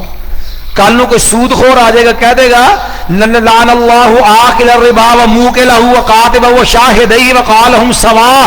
سود کھانے والے پہ، کھلانے والے پہ، گواہ بننے والے پہ، کھاتا لکھنے والے پہ اللہ نے لعنت کی. کہتے کی تو لعنت ہے، ہو سکتا ہے مراد رحمت کی دعا ہو. تو یہ حرام خوری کے لیے یہ، اور جو ہے اپنی خواہشات کو حرام طریقے سے پورا کرنے کے لیے یہ باطل طویلیں، یہ یہود و نصارہ کا وہ انداز ہے جو کتاب اللہ میں وہ تحریف کرتے تھے، جو تحریف مانوی کہلاتی ہے. ثم یحرفونہ من بعد ما عقلوہ، پھر وہ تحریف کرتے تھے اس کے اندر من بعد ما عقلوہ، بعد اس کے کہ وہ جانتے تھے اس کو، وہم یعلمون، بعد کہ وہ سمجھتے تھے اس کو، وہم یعلمون، حالانکہ اس کو جانتے ہیں. وَإِذَا لَقُوا الَّذِينَ آمَنُوا، جب انہوں نے ملاقات کرتے ہیں ان لوگوں سے، آمنوا جو ایمان لے آئے، قالوا آمنا وہ کہتے ہم ایمان لے آئے. وَإِذَا خَلَا بَعْضُهُمْ إِلَى بَعْضٍ، اور جب علیحدگی اختیار کرتا ہے ان کا بعض کی طرف، قالوا تو وہ کہتے ہیں تحدثونہم، کیا تم بیان کرتے ہو ان کو، بما فتح اللہ علیکم، وہ چیز جو اللہ نے کھول دی ہے تم پر، لیحاجوکم بہ، تاکہ وہ جھگڑا کرے تمہارے ساتھ، بھی اس کے ساتھ، عند ربکم، تمہارے رب کے پاس. یہودی تھے نا، ان میں تو جو منافق ٹائپ لوگ تھے، جب وہ مسلمان ہوتے نا اپنے مفادات کے لیے تو پھر جا کے شیخی بکھارتے اور مسلمانوں کو جا کے کہتے ہاں وہ تورات کے اندر نا نبی علیہ السلام کے اوصاف بھی ہیں، اور تورات کے اندر جو ہے یہ معاملہ بھی بیان ہوا ہے. خود جا کر کے ان کو بیان کرتے، بعد میں جب لاگو ہوتے تو پھر دوسرے کو ملامت کرتے کہ یار یہ بات تم نے وہاں ان کو کیوں بتائی کہ تمہاری ہمارے اس نبی کے اوصاف تورات کے اندر بھی ہے، اور یہ معاملہ بھی تورات کے اندر ہے، اور یہ نشانیاں تمہاری بھی جو ہے نبی کے بارے میں تورات کے اندر ہے. یہ تو پھر قیامت میں تمہارے خلاف کھڑے ہو جائیں گے رب کے ہاں کہ یا اللہ یہ جانتے تھے، انہیں پتہ تھا کہ ان کی سارا کچھ ان کے اندر موجود ہے. بلکہ اوس اور خضرج تھے نا 2 قبیلے. تو یہ یہودی لوگ نبی علیہ السلام کی بعثت سے پہلے خود جو ہے وہ بشیر بن معرور اور دیگر صحابہ کرام کہتے ہیں یہ ہمارے پاس آیا کرتے تھے، تو پھر یہ ہمیں کہا کرتے تھے کوئی بات نہیں، وہ نبی ہمارا آخر آنے والا ہے، اور ہماری تورات کے اندر یہ دیکھو ان کی یہ نشانیاں بیان ہوئی، یہ اس کی عزت گاہ ہوگی، وہ نبی آ جائے گا تو ہم انشاءاللہ تمہارے اوپر ہم سب پہ ہم غالب آ جائیں گے. تو جب دیکھا کہ وہ نبی بنو اسحاق کی بجائے بنو اسماعیل سے آ گیا، ان کو خاندانی وہ نسلی تفاخر جو تھا وہ لے ڈوبا، ہوئے ہم سے یہ اعزاز کیوں چھن گیا. تو یہ تکبر کی وجہ سے جو ہے انہوں نے پھر وہ آیات بھی چھپانا شروع کر دی. پھر وہ جو ان کو کہا کرتے تھے کہ ظالموں پہلے تم ہمیں آگے خود یہ نشانیاں بیان کیا کرتے تھے، تو اب وہ نبی تو آگے یہ نشانی تو ساری پوری ہے جو تم ہمیں بتایا کرتے تھے، تو اب تم مانتے کیوں نہیں ہو. تو پھر یہ لوگ اس سے منحرف ہو جاتے تھے. چلیے جی، افلا تعقلون، کیا نہیں تم عقل کرتے ہیں. اولا یعلمون ان اللہ یعلم ما یسرون وما یعلنون، کیا نہیں وہ جانتے بے شک اللہ تعالیٰ جانتا ہے، یعلم جانتا ہے، ما وہ چیز یسرون جو وہ چھپاتے ہیں، وما یعلنون اور جو وہ اعلانیہ کرتے ہیں، جو وہ ظاہر کرتے ہیں. کہ یہ اس کیا سمجھتے ہیں کہ اللہ کو علم نہیں ہے؟ رب سب کچھ جانتا ہے. مَا وَمِنْهُمْ أُمِّيُّونَ لَا يَعْلَمُونَ الْكِتَابَ إِلَّا أَمَانِيَّ، میں ان میں سے کچھ لوگ ان پڑھ ہیں. لا يعلمون الکتاب، وہ کتاب کو نہیں جانتے، الا امانیہ، ما سوائے کچھ آرزوؤں کے. یہ امانیہ یہ امنیہ کی جمع ہے، اور امنیہ کے 2 معنی ہوئے. امنیہ کا ایک معنی ہوتا ہے آرزو، خواہش، اپنے دماغ کی اختراع، من گھڑت جو اپنے دماغ کا تصور گھڑا ہوتا ہے وہ. مثال کے طور پہ جیسے انہوں نے یہ آیات گھڑی ہوئی بات بنائی ہوئی تھی کہ لن تمسنا النار الا ایاما معدودہ، اور ہم تو چند دن ہی ہم نے جانا ہے بس، ہم جو ہے وہ سارے پوتر ہیں، بخش بخشائے ہیں، نحن ابناء اللہ و احباؤہ. تو یہ جو انہوں نے اپنے بارے میں ایک جو ہے وہ تصور بنا رکھا تھا، بس اسی کو وہ جانتے تھے، باقیوں کو ککھ نہیں پتا دین کیا ہے، تورات کیا ہے، رب کے احکام کیا ہیں، کرنا کیا ہے، نہیں ککھ نہیں پتا. دوسرا امنیہ کا معنی ہوتا ہے قرات کرنا، تلاوت کرنا، پڑھنا. جیسے قرآن مجید میں دوسرے مقام پہ یہ معنی استعمال بھی ہوا ہے کہ الا اذا تمنا جب آپ پڑھتے ہیں القى الشیطان فی امنیتہ، شیطان آپ کی تلاوت کے اندر جو ہے وہ بات کو ڈالنے کی کوشش کرتا ہے، جس پر بڑا معروف واقعہ بھی ہے نا کہ واقعہ لگو بالکل من گھڑت واقعہ ہے کہ نبی علیہ الصلوۃ والسلام جو ہے سورہ نجم پڑھ رہے تھے، اور نبی علیہ السلام پڑھتے پڑھتے جب پہنچے نا اس پر کہ افرأیتم اللات والعزی ومناۃ الثالثۃ الاخری، ٹھیک ہے جی. تو کہنے لگے کہ شیطان نے الیاذ باللہ آپ کی زبان پہ یہ لفظ جاری کر دیے تل الغرانی العلا وان شفاعتهن لترتجى، کہ یہ تو بڑی مقدس ہستیاں ہیں، قیامت والے دن ان کی بھی شفاعت کی کیا ہوگی امید ہے. حالانکہ یہ بالکل من گھڑت واقعہ ہے، قطعا نبی علیہ السلام کی زبان پہ یہ الفاظ نہیں تھے. کہنے لگے مشرکین مکہ نے آپ کی آواز پہ جب یہ الفاظ سنے سارے سجدے میں گر پڑے، حالانکہ یہ بالکل مقذوبہ اور من گھڑت واقعہ ہے. تو یہ جب دین کو جانتے ہیں صرف اپنی مخصوص آرزوؤں تک، جیسے ہمارے ہاں بھی یہ بات گروہ ایسے ہی ہوتے ہیں، ککھ نہیں قرآن، بلکہ قرآن پڑھنے کو گناہ کہتے ہیں. وہ نہیں جی یہ تانوں سمجھ نہیں آ سکتا، یہ قرآن سمجھا ہمارے آپ کے بس کی بات نہیں ہے. جو شروع نے بتایا تھا نا یہ قرآن پڑھنے کے لیے 14 علوم چاہیے. کیوں؟ پورے قرآن کا خلاصہ جو ہے وہ فاتحہ ہے، فاتحہ خلاصہ بسم اللہ ہے، بسم اللہ خلاصہ با ہے، اور با کا راز سمجھنے کے لیے اس کا یہ نقطہ حل کرنے کے لیے 14 علم ہونے چاہیے. نہ 9 من تیل ہوئے، نہ رادن نچے، نہ 14 علم ہو تو نہ بندہ قرآن پڑھے. اس طرح لوگوں کو ڈراتے ہیں. تھانوی صاحب لکھا ترجمہ قرآن عوام کے لیے مضر ہے. اب ترجمہ پڑھنے نہیں دینا، لیکن اپنے بدعی عقائد کے لیے وہ باتیں ایتے جو ہے نا لوگوں کو کافر قرار دینے کے لیے، اپنے باطل بدعی عقائد کے لیے ایتوں کے ٹکڑے، ایتوں کے ٹوٹے، ایتوں کے کچھ حصے جو ہے نا وہ جو ہے وہ رٹے ہوں گے، اس کو خود ساختہ جو ہے وہ معنی بھی پہنایا ہوگا. ماں سوئے اپنی خواہشات آرزو کیا تھا، ان کو قرآن بھی نہیں آتا، ککھ نہیں پتا قرآن کیا کہتا ہے، قرآن میں کیا لکھا. ویسے جی تمہیں قرآن سمجھ ہی نہیں آ سکتا، بلکہ اتنا ہی نہیں ہے یہ تو لکھا ہم یار نہیں نے ترجمہ قرآن جو ہے اس کا قرآن کا ظاہری معنی لینا بھی کفر کی جڑ ہے، لیکن اپنی خواہشات کے لیے جو ہے وہ سارا کچھ جائز ہو جاتا ہے. تو مایا وَإِنْهُمْ إِلَّا يَظُنُّونَ، حالانکہ نہیں ہے وہ مگر وہ گمان جو ہے وہ بڑی جو ہے وہ گمان کرنے والے، ماں تیرے اٹکل پچو ہیں. حقیقت یہ ہے کہ ان کو اس کا ادراک ہی نہیں ہوتا. فَوَيْلٌ لِّلَّذِينَ يَكْتُبُونَ الْكِتَابَ بِأَيْدِيهِمْ، بہت بڑی ہلاکت ہے. یہ ویلن کی تنوین جو ہے یہ تنوین تعظیم کے لیے ہے. فَوَيْلٌ لِّلَّذِينَ يَكْتُبُونَ الْكِتَابَ بِأَيْدِيهِمْ، بہت بڑی ہلاکت ہے ان لوگوں کے لیے یکتبون الکتاب بِأَيْدِيهِمْ، جو لکھتے ہیں کتاب اپنے ہاتھوں سے. ثم یقولون، پھر وہ کہتے ہیں ھذا من عند اللہ، یہ اللہ کی طرف سے ہے. لیشتروا به ثمنا قلیلا، تاکہ وہ خرید لیں اس کے بدلے میں تھوڑی قیمت. پھر آگے اشترا بھی آیت اللہ کا مسئلہ پیچھے بھی آیا تھا، وہاں پر کیا تھا کہ یہ لوگ جو ہیں خود آیات کے اندر تبدیلی تعریف کرتے ہیں، کس لیے؟ تاکہ جو اللہ کی آیات کے بدلے میں حقیر قیمت خرید. یہودیوں کا وہ معاملہ تھا. یہاں بھی پس منظر سارا تناظر کن کا ہے؟ سیاق و سباق میں یہود کا ذکر ہے، آیات یہود کے بارے میں ہے. اور یہود کی بد روش کیا ہے؟ اپنے پاس سے جو ہے وہ باتیں بنانا، اور دین میں جو ہے فتوے کے اندر جو ہے اپنی باتیں گسوڑ کے اس کو دین باور کروانا، تاکہ لوگوں سے مال مچھ سکیں، لوگوں سے مال لوٹ سکیں. جعلی جھوٹے 2 نمبر فتوے دھوکے والے فتوے دے کے لوگوں سے مال کمانا، یہ ہے اشترا بآیات اللہ، اللہ کی آیتوں کو بیچ کے بدلے میں جو ہے وہ قیمت خریدنا۔ تو بھئی اس کا ہم بھی یہی کہتے ہیں کہ یہ حرام ہے۔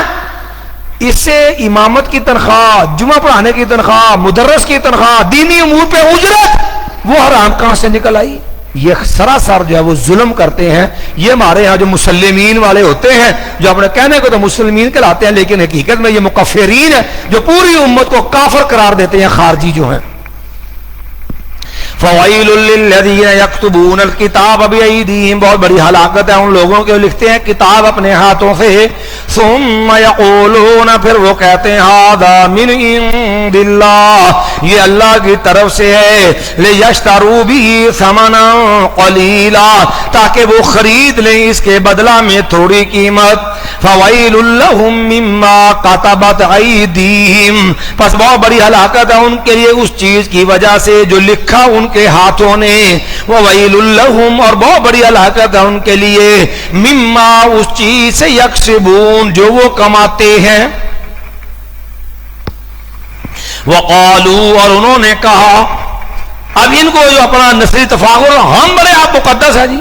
وقالوا، اور انہوں نے کہا، لن تمسنا النار الا ایاما معدودہ، ہمیں نہیں جو ہے چھوئے گی آگ الا ایاما معدودہ، مگر چند دن، گنتی کے چند دن جو ہے، ہم نے صرف اتنے دن ہی جو ہے وہ جہنم میں جانا، اس کے علاوہ ہمیں جو ہے وہ جہنم میں نہیں جانا ہے۔ خیبر کی جنگ ہوئی نا، رسول اللہ صلی اللہ علیہ وسلم خیبر تشریف لے گئے۔ خیبر جب نبی کریم صلی اللہ علیہ وسلم گئے تو آپ نے کہا جو یہودی یہاں موجود ہیں ان کو بلا لو، سب کو بلا لیا گیا۔ نبی علیہ السلام نے فرمایا میں تم سے کچھ سوال پوچھنا چاہتا ہوں، کیا تم میری بات کی تصدیق کرو گے؟ انہوں نے کہا جی ہاں، آپ پوچھئے، ہم آپ کی بات کی تصدیق کریں گے۔ من ابوکم، یہودیوں یہ بتاؤ تمہارا باپ کون ہے؟ کہنے لگے جی قالوا فلان، ہمارا باپ فلان ہے۔ آپ نے کہا نہیں، ابوکم فلان، تم جھوٹ بولتے ہو، تمہارا باپ وہ نہیں، تمہارا باپ فلان ہے۔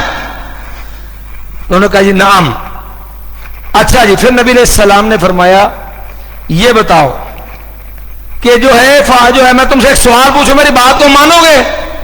پھر کہنے لگے جی دیکھیں نا، ہم نے غلط بیانی کی تو آپ نے فوراً ہمارا جھوٹ پکڑ لیا نا، ہم اب آپ سے غلط بیانی نہیں کریں گے، پوچھیں جی آپ کیا پوچھنا چاہتے ہیں۔ تو نبی علیہ السلام نے فرمایا من اہل النار، اچھا یہ بتاؤ جہنمی کون ہے، آگ والے کون ہیں؟ جب آپ نے یہودیوں سے یہ بات پوچھی نا خیبر کے موقع پہ، تو یہودی کہنے لگے کہ نکون فیہا یسیرن، ہم کچھ دیر کے لیے جہنم میں جائیں گے، ثم تخلفون فیہا، پھر تم ہماری جگہ پر جہنم میں آ جاؤ گے۔ نبی علیہ السلام نے اخسؤ فیہا، ذلیل ہو جاؤ، دفع ہو جاؤ، واللہ لا نخلفکم فیہا ابدا، ہم جہنم میں تمہاری جگہ پر نہیں آئیں گے۔ لن تمسنا النار الا ایاما معدودہ۔ پھر آپ نے 13 سوالوں سے کیا تھا، تم بتاؤ، میں سوال پوچھوں میری بات کو صحیح بتا، میری بات کی تصدیق کرو گے؟ آپ نے یہ بتاؤ گوشت کے اندر تم نے زہر ملایا؟ کہنے لگی جی ملایا تھا۔ میں پھر یہ بتاؤ کیوں ملایا تھا؟ تو کہنے لگے ہم نے اس لیے ملایا تھا کہ ان کنت قاذبا نستریح، اگر ماں جو ہے آپ جھوٹے نبی ہوں گے تو ہمیں آپ سے ہماری جان چھوٹ جائے گی، ہم آرام پا لیں گے۔ وَإِن كُنْتَ نَبِيًّا لَمْ يَضُرَّكَ، اگر آپ اللہ کے سچے نبی ہوں گے نا تو یہ زہر آپ کو نقصان نہیں دے گا۔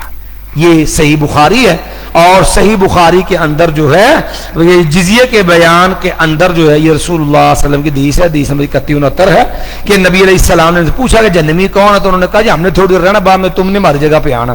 تو ہم نے کہا بکواس کرتے ہو، ذلیل ہو جاؤ، یہ جو ہے جہنم جو ہے ہم نے تمہاری جگہ پر نہیں آنا۔ انہیں یہ گمان تھا کہ یہ جو دنیا ہے نا جو ہے ہم نے اس کے اندر بس جو ہے وہ چند دن جو جہنم میں رہنا ہے۔ لن تمسنا النار الا ایاما، وہ جتنے ہمارے بڑوں نے غلطی کی تھی نا کہ بچڑے کی پوجا کی تھی، بس اتنے کو دن ہم نے رہنا ہے۔ بعد نے یہ بھی لکھا ہے عبداللہ بن عباس رضی اللہ تعالیٰ عنہ، یہ تفسیر بھی اس کی موجود ہے، امام ابن ابی حاتم نے حسن سند کے ساتھ جو ہے اس آیت کی تفسیر لکھی ہے کہ عبداللہ بن عباس بیان کرتے ہیں کہ یہودی لوگ جو تھے نا وہ کہا کرتے تھے کہ دنیا کی کل مدت جو ہے نا وہ ہے 7000 سال، اور یہ جو ہے لوگوں کو دنیا کے 1000 سے جو ہے وہ سال کے بدلے میں ایک دن عذاب ہوگا۔ دنیا کی کل مدت کتنی ہے؟ 7000 سال، اور دنیا کے 1000 کے دن کے بدلے میں ایک دن عذاب ہوگا، اور یوں ہمیں کل ٹوٹل 7 دن عذاب ہونا ہے۔ 7 دن کے بعد ہم نے جہنم سے باہر آ جانا ہے، الیاذ باللہ، ہماری جگہ ہمارے دشمن سارے باقی جب وہ جہنم میں جائیں گے، یہ مسلمان ہماری جگہ جائیں گے۔ تو یہ ان کو ایک گمان، جس کے رد میں اللہ نے پھر یہ آیت نازل کی کہ وَقَالُوا لَن تَمَسَّنَا النَّارُ، انہوں نے کہا ہرگز ہمیں آگ چھوئے گی اِلَّا أَيَّامًا مَّعْدُودَةً، مگر چند دن گنتی کے۔ قل کہہ دیجئے اتخذتم عند اللہ عہدا، کیا تم نے اللہ کے ہاں کو وعدہ کر پکڑ رکھا ہے؟ فلن یخلف اللہ عہدا، اللہ ہرگز جو ہے وہ اپنے وعدے کی خلاف ورزی نہیں کرے گا۔ جب ایسا کوئی وعدہ ہے تو لاؤ، نہیں ہے ام تقولون علی اللہ ما لا تعلمون، یا تم کہتے ہو اللہ کے اوپر وہ باتیں جو تم جانتے نہیں ہو۔ بلا من کسب سیئۃ واحاطت بہ خطیئتہ، بلا کیوں نہیں، جس آدمی نے کسبہ کمایا، سیئہ بہت بڑی برائی کو، رب پہ تہمتیں لگا رہا، اس سے بڑی برائی کیا ہوگی، مایا واحاطت بہ خطیئتہ، اور گھیر لیا اس کو اس کے گناہ نے، فَأُولَئِكَ أَصْحَابُ النَّارِ، پس وہی لوگ جو ہیں وہ آگ والے ہیں، ہم فیہا خالدون، اور وہ اس میں ہمیشہ رہیں گے۔ وَالَّذِينَ آمَنُوا وَعَمِلُوا الصَّالِحَاتِ، اور وہ لوگ جو ایمان لائے اور انہوں نے نیک عمل کیے، اولئک اصحاب الجنہ، یہی لوگ جنتی ہیں، ہم فیہا خالدون، اور وہ اس میں ہمیشہ رہیں گے۔ وَإِذْ أَخَذْنَا مِيثَاقَ بَنِي إِسْرَائِيلَ، اور لوگوں اس وقت کو یاد کرو جب ہم نے پختہ وعدہ لیا بنی اسرائیل سے، اور وہ وعدہ کیا تھا؟ لا تعبدون الا اللہ، کہ نہیں تم عبادت کرو گے مگر اللہ کی، تم صرف ایک اللہ کی عبادت کرو گے۔ اور یاد رکھو یہ عبادت جو ہے نا 4 قسم کی ہوتی ہے۔ ایک ہوتی ہے بدنی عبادت، مطلب طواف ہے، رکوع ہے، سجدہ ہے، ٹھیک ہے جی، اب یہ ساری چیزیں جو ہیں یہ انسان کے جسمانی حرکات سے متعلقہ۔ دوسری قسم ہوتی ہے مالی عبادت، زکوٰۃ ہے، صدقۃ الفطر ہے، اس طرح آپ کو نظر مان لیتے ہیں، نظر و نیاز وغیرہ، یہ ساری کیا ہیں؟ مالی عبادات ہیں۔ تیسرے نمبر پر ہوتی ہیں لسانی عبادات، زبان کی، مثال کے طور پہ ذکر کرنا، کوئی وظیفہ پڑھنا، ٹھیک ہے جی، کہ اٹھتے بیٹھتے ہوتا اسی کرنا، جیسے لا یزال لسانک رطبا من ذکر اللہ، کسی کا نہ اٹھتے بیٹھتے کسی کا نام لینا، وظیفہ پڑھنا، یہ بھی عبادت ہے اور یہ بھی اللہ کا حق ہے۔ اور اسی طرح چوتھی ہوتی ہے عبادت قسم قلبی عبادت، ٹھیک ہے جی، قلبی بات جیسے ہوتا ہے مثال کو دل کے اندر صداقت کا یقین ہونا، جو ہے کسی پر بھروسہ ہونا، کسی سے خیر کی امید ہونا، کسی کے عذاب کا ڈر ہونا۔ اب یہ ساری چیزیں جو ان کا تعلق کس کے ساتھ ہوتا ہے؟ رجا کا خوف، رجا، خوف، توکل، یہ ساری چیزوں کا تعلق انسان کے دل سے ہوتا ہے، اور یہ ساری چیزیں کیا ہیں؟ عبادت ہے۔ توکل جو ہے یہ بھی عبادت ہے، رجا جو ہے امید یہ بھی عبادت ہے، خوف جو ہے یہ بھی عبادت ہے، تو فرمایا لا تعبدون الا اللہ، اللہ نے بنی اسرائیل سے وعدہ لیا تم صرف ایک اللہ کی عبادت کرو گے، یعنی وہ عبادت جسمانی ہو، وہ عبادت جو ہے مالی ہو، وہ عبادت جو ہے وہ لسانی ہو، وہ عبادت قلبی ہو، ہر قسم کی عبادت صرف ایک اللہ کے لیے ہوگی۔ یہ بات اس لیے بھی کی ہے کہ ہمارے معاشرے میں بھی یہ جہالت ہے نا، لوگوں میں نا عبادت کا مفہوم بڑا محدود ہوتا ہے، وہ سمجھتے کہ نماز روزہ حج زکات بس کر لیا ٹھیک ہے، باقی کام ٹھیک ہے سب جائز ہے جو مرضی کرتے رہو، وہ نہیں یہ کون سا گناہ ہے، حرج کیا ہے اس کے اندر، حالانکہ ان کو پتہ ہی نہیں ہوتا ہے، ورنہ یہ علم ہو کہ یہ نظر و نیاز عبادت ہے، حالانکہ یہ بال اتفاق عبادت ہے، لیکن جہالت ہے، لوگ غور نہیں کرتے کہ یہ عبادت کا حصہ ہے۔ نظر و نیاز بھی غیر اللہ کے نام کی، توکل بھی غیر اللہ کے، سارا غیروں کے اوپر، دیکھا نہیں گاڑی میں بیٹھیں گے یا پیر استاد تیرا ہی آسرا، ٹھیک ہے اسٹیشن پہ بیٹھیں گے یا پیر استاد تیرا ہی آسرا، اور توکل کی بات کس پہ ہے؟ اسی طرح جو ہے وہ رافضی حضرات ہیں، وہ جو ناد علی پڑھتے ہیں، ناد یا جنگل پہاڑ جانور سبھی کہتے ہیں ناد علی علی، پر مشکل میں جو ہے وہ پکار سورہ پکار، وہ زبانی جو اعتماد ہے مدد مانگنی، وہ بھی جو ہے وہ غیر اللہ سے، وجہ ان لوگوں کو یہ حقیقت میں شعور ہی نہیں، یا پھر جان بوجھ کے وہ اللہ کے حق کے اندر غیروں کو شریک بناتے ہیں۔ وقوف جو ہے وبالوالدین احسان، اور ان کو حکم دیا کہ والدین کے ساتھ اچھا سلوک کرو۔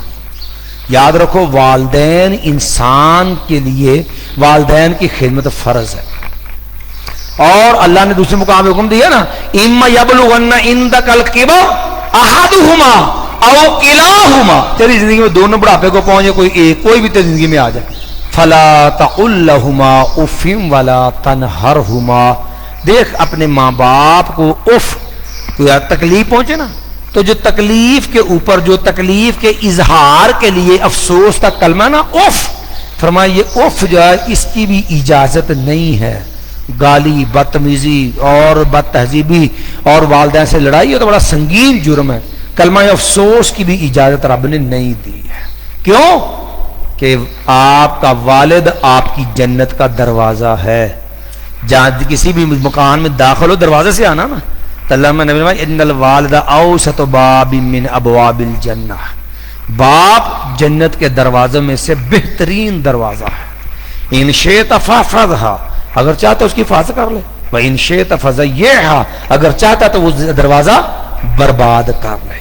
اور والدہ جو والدین کی دعا اللہ ماں باپ کے حق میں رد نہیں کرتا ہے، اور اس لیے والدین کی نافرمانی کر کے ان کا دل نہ دکھاؤ، مبادا ماں باپ کی بد دعا تمہیں نشان عبرت نہ بنا دے، ورنہ کبھی وہ اللہ کا نیک بندہ جریج، صحیح مسلم میں ہے نا، اس کی واقعہ پڑھ لینا، کیا تھا کہ ماں نے آواز دی یا جریج، اور جریج بظاہر نماز پڑھ رہا ہے بیچارہ نفل، تو ماں نے آواز دی، سوچتا یا اللہ الصلاۃ و امی، ادھر ماں بھی ہے ادھر تیری نماز بھی، اچھا بعد میں پوری بات سن لیتا ہوں، پھر ماں نے آواز دی یا جریج، 3 دفعہ معاملہ ہوا نہیں گیا، ماں کو بڑی تکلیف ہوئی کہ یہ عجیب جی نیکی ہے، میں آوازیں دے رہی ہوں میری بات سنا گوارا نہیں کرتا، ماں کو جو ہے وہ تکلیف پہنچی، ماں نے بد دعا دے دی، اللہم لا تمتہ حتی یرا وجہ المسموم سا، یا اللہ اس کو اس وقت تک موت نہ دینا جب تک کسی گندی عورت کا چہرہ نہ دیکھ لے۔ پھر نتیجہ کیا ہوا کہ زانیہ عورت بدکاری، وہ بچہ لے کے آئی، لوگوں نے پوچھا تو اس نے جریج کا نام لیا، جریج کے لیے کتنی بڑی ازمائش بنی، لوگوں نے مارا بھی، بدنامی بھی ہوئی، معبد خانہ بھی گرا دیا، اور بالآخر اللہ نے جب ان کی برات کر دی، بچے نے بول کے گواہی دے دی، لیکن وہ معبد خانہ گرنا، بدنامی ہونا، مار پٹنا، معبد خانہ گرنا، یہ پریشانی کیوں آئی؟ ماں کی بد دعا کے نتیجے کے اندر۔ اس لیے ماں باپ کی دعا اللہ رد نہیں کرتا، اپنے حق میں خیر کی دعا کا ماحول بنا، ان کی خدمت کر کے، ان کو ستا کے، ان کے لیے پریشانی کھڑی کر کے ان کا دل نہ دکھاؤ، مبادا ماں باپ کی بد دعا کہیں تمہیں دنیا آخرت میں ذلیل اور رسوا نہ کروا دے۔ وبالوالدین احسانا، وذل قربا اور قریبی رشتہ داروں کے ساتھ اچھا سلوک کرو. دیکھو نا زکوٰۃ ہے یا دیگر خرچہ ہے, دیگر رشتہ داروں کو بھی دو, کیونکہ وہاں تمہیں دوہرا اجر ہوگا, ایک صلہ رحمی کرنے کا, ایک جو ہے وہ مال خرچ کرنے کا. والیتامى اور یتیموں کے ساتھ اچھا سلوک کرو.